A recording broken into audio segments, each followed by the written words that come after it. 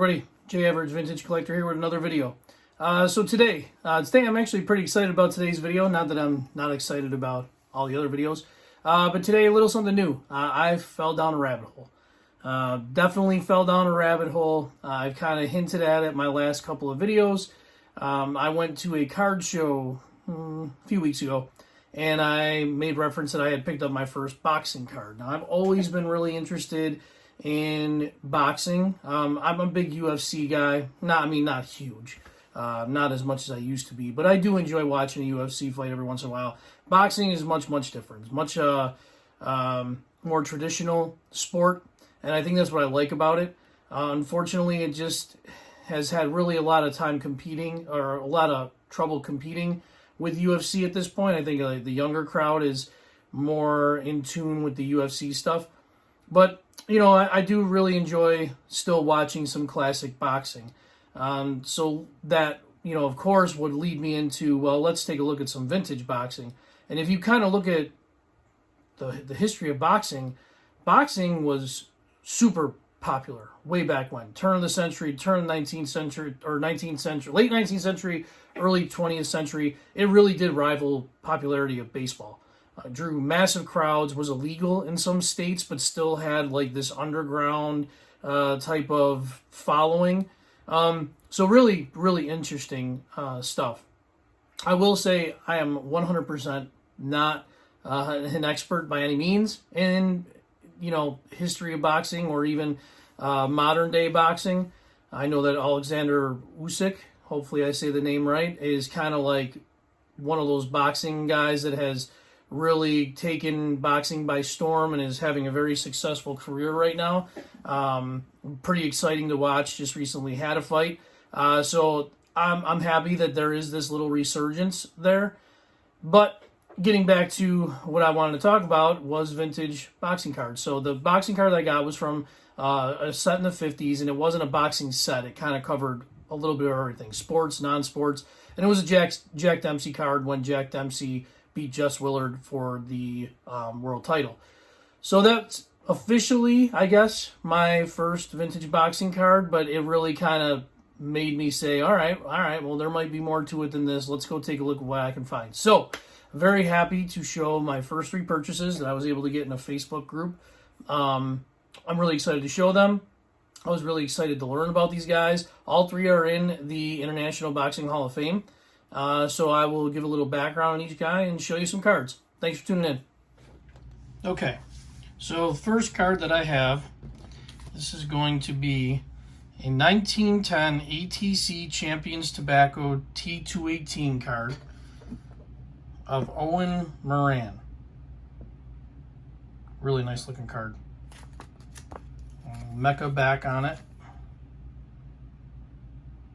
Really nice card. I really was glad that this set actually has some really good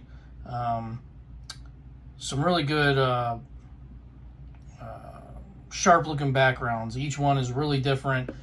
Very happy to have that one. So that's just first example in these. Bring this a little closer.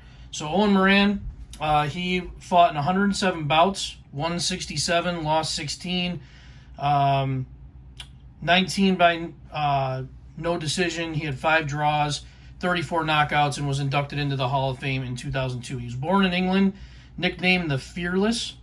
In 1900, as a pro, he won against George Dixon and drew against Jim Driscoll. He traveled to the U.S.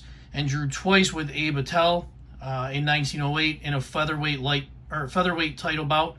In 1910, he knocked out former lightweight champion Battling Nelson in 11 rounds. He fought top fighters Packy McFarland, Harlem Tommy Murphy, and Charlie White, and many others. Retired in 1916 with a reputation as one of the finest fighters ever produced in Britain. So that is Owen Moran. This next card is Kid Berg. Again, just a really sharp looking card. This one, I mean, looks like I just pulled it right out of a pack. Awesome. Really nice looking card. This is a 1936 Gallagher Sporting Personalities. That's the set of Jack Jackie, or otherwise known as Kid Berg. He fought in 192 bouts. He won 157, lost 26, drew 9, and he had 57 knockouts. He was inducted into the Hall of Fame in 1994. He turned pro just shy of his 15th birthday, which is just shocking to me. He began fighting in London, and he was originally nicknamed the Whitechapel Whirlwind. He moved to the U.S. in 1928. In his second year pro, he won a fight against Mushy Callahan in a non-title fight, and then he won a decision over Tony Canzoneri. After that win, promoters rushed to have him fight Callahan again, but this time for the title. And he actually knocked out Callahan in the 10th round and won that title. He had 6 title defenses and a non-title fight win over Kid Chocolate, who later was the world featherweight and junior lightweight champion. And prior to fighting Kid Berg, Kid Chocolate was unbeaten in 160 fights before he was defeated by Kid Berg. So that's pretty amazing as well. At the end of 1930, Berg was considered the best pound-for-pound fighter in the world. In 1931, he lost to Tony Canzoneri, who was the world lightweight champion at the time. He knocked out Kid Berg in the 4th round. They had a rematch about 5 months later, and Kid Berg lost again, but this time on points. In 1934, Kid Berg knocked out Harry Misler to win the British lightweight title, and then he retired from boxing in 1945. So that is Kid Berg.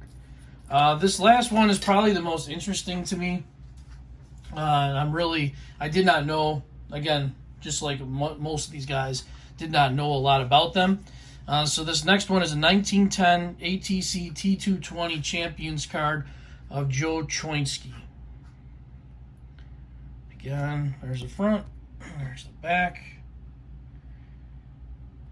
The condition of these cards and the cost, I think, is probably the most appealing part of it. And these are old cards. These cards are, a couple of them over 100 years old. And, I did not pay a lot of money for these. I paid, I believe, $5 for the Kid Berg, $10 for the Moran. I'm sorry, $8 for the Moran, and I paid $10 for the Choinski. So, that's not a lot of money for these kind of cards. So, Joe Choinski, he fought in 72 bouts. He won 50, lost 14, 7 draws, 8 no decisions, 1 no contest, 25 knockouts, and he was inducted into the Hall of Fame in 1998. Now, the strange thing about Joe Choinski is that he never won a world title, but he was highly respected by the all-time greats of the time. Jim Corbett, Jim Jeffries, Jack Johnson, they all respected him for his toughness and his awesome power. He's considered the greatest Jewish heavyweight in history of boxing. He was born in San Francisco from parents that were born in Poland. He was known as the California Terror or Little Joe. He turned pro in 1888. And San Francisco at the time, which was his hometown, was the epicenter of boxing during that time period. And Jim Corbett was actually, who's another Hall of Famer, was also his hometown. So they developed a pretty good rivalry early on.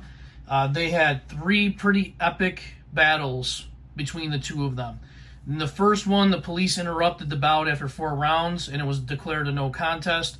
6 days later, they fought again, and Joe Choinski knocked out Jim Corbett in the 27th round, which is 27 rounds is unbelievable to me.